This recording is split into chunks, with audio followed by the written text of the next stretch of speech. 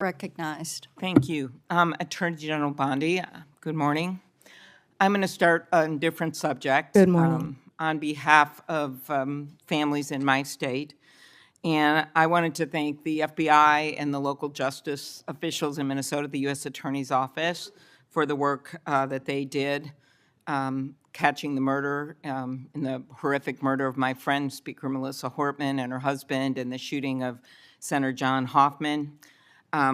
Just last month, my state was again shaken to its core when a mass shooter attacked Annunciation Catholic Church in Minnesota, shooting through the stained glass windows, injuring 21 people, including 18 kids, killing little Fletcher, little Harper, an 8 and a 10-year-old, murdering them when they're in mass praying, 12-year-olds protecting 8-year-olds. I know we've spoken about these tragedies, and we both agree that this kind of violence, whether in Minnesota or at a Mormon church in Michigan or the assassination of Charlie Kirk, has no place in our politics or in our democracy. In 2018, after the Parkland shooting, you were Attorney General, and there was a bill called the Marjorie Stoneman Douglas High School Public Safety Act. And the bill banned bump stocks, enacted red flag laws, and raised the minimum age to purchase a firearm in Florida from 18 to 21. And you actually defended the law in court from a challenge from the NRA. And we know that I'm in favor of an assault weapon ban, period. I look at these bills and I think, does this hurt my Uncle Dick in the deer stand? We have a proud tradition of hunting in Minnesota. I don't think they do.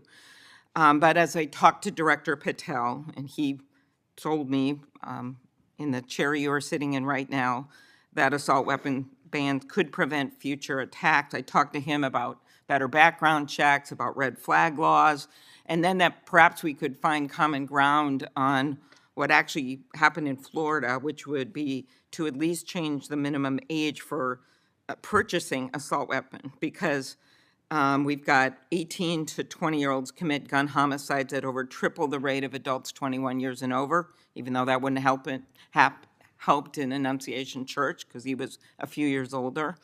She was a few years older. But as you know, the shooter at Parkland was 19 years old, and the shooters in Buffalo and Uvalde were both 18 years old. So given your efforts in Florida, do you agree that at least raising the age for purchasing assault weapons could reduce the number of these shootings? Senator, first, that's pending litigation, and I can't discuss that at all. The 21 is pending litigation. I cannot discuss in that. Florida? But if I could go back I really the didn't know 21 this. age is pending litigation. I can't discuss that. But Senator, back to what you said about what happened in Minnesota, there is no place for that. And I believe I spoke to you after that horrific, those murders. And I'm so sorry that happened. And all of my federal agencies were partnering with state agencies, working hand in hand in Minnesota. What I can tell you about the Second Amendment is this is the most pro-Second Amendment DOJ in American history, as you know. But we want to keep guns, as you said, where they should be, in the hands of law-abiding American citizens, while keeping them out of the hands of criminals and gangs. Since January 20th, the ATF and FBI have seized more than 30,000 illegal guns. I have. Hearing turned into a high-stakes confrontation as Senator Amy Klobuchar questioned Attorney General Pam Bondi on gun violence, raising the firearm purchase age, Department of Justice independence, and alleged political influence in federal investigations. The exchange covered heartbreaking tragedies in Minnesota, the legacy of the Parkland shooting, the future of gun legislation, the role of the White House in DOJ decisions, the James Comey investigation, controversial personnel changes, and major antitrust cases. Lisa Cook, who is a current governor of the Federal Reserve, Director Comey, and the president. And I know you have said that you will not discuss discussions you've had with the president about Comey. Is that correct?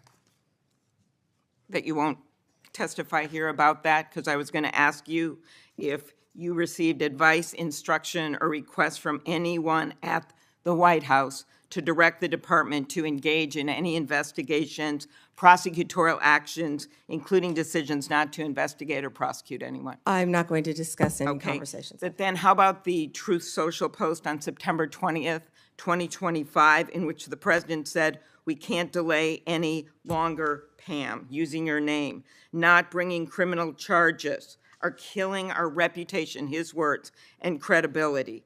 And then goes on to tell you to prosecute a member of this committee, to prosecute the Attorney General of New York, and to prosecute James Comey.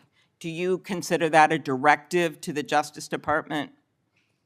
Senator Klobuchar, President Trump is the most transparent president in American history, and I don't think he said anything that he hasn't said for years. Okay, it has been reported that you initially pushed back against requests by senior Trump administration officials to push out or fire the acting U.S. Attorney in Virginia, Eric Siebert, who's a conservative Republican, who made the decision that the evidence was not there to prosecute Comey. What made you change your opinion? I am not going to discuss personnel decisions. Okay. Is it true that the career prosecutors in the Eastern District of Virginia found that there was insufficient evidence to bring criminal charges against former Director Comey? I am not going to discuss pending cases because Comey was indicted in the Eastern District of Virginia by, I may point out, one of the most liberal grand juries in the country. Okay, let's go on to other firings or terminations. Last week, the Justice Department fired at least 2 senior attorneys in the Eastern District of Virginia, including the office's national security chief, Michael Benary. It is reported that his firing came following criticism from a right-wing social media commentator who wrote, "One can only assume he was part of the internal resistance in the Comey indictment." In fact, he did not work on the Comey case. Instead, he was working on pursuing justice for service members killed in Afghanistan. How does firing a 20-year national security prosecutor enhance public safety?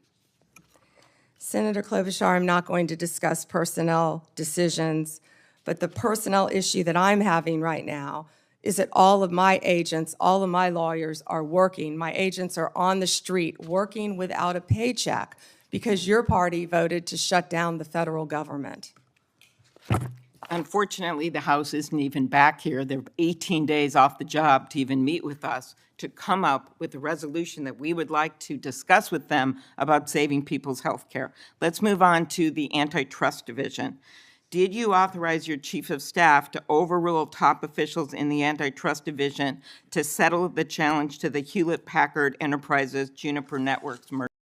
Please like, comment, and subscribe for more political news, hearing highlights, and breaking developments.